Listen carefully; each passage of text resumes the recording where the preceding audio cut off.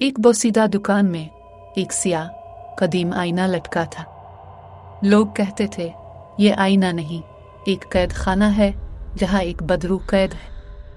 जो भी इसे खरीदता उसकी रूह इस कैद खाने में धकेल दी जाती। रानिये ने दुकानदार की जर्द पड़ी आंखों और कांपते हाथों को नजरअंदाज किया। वो आईने की पुरस्कारियत से मशहूर थी। घर लाकर उसने आईने को अपने कमरे में लटकाया। पहली रात आईने से सर्द हुआ का झुमका आया। रानिये ने अपनी परछाई में एक और परछाई देखी, एक मस्खशदा चेहरे की। अगली रात आईने में खून के धब्बे नमूदार हुए और रानिये को अपनी चीखें सुनाई देने लगी। तीसरी रात रानिये ने आईने में अपना अक्स देखा, मगर आंखें सियागड़ों की तरह थी। इसने महसूस किया उसकी रूह धीरे धीरे आईने में खींची जा रही है।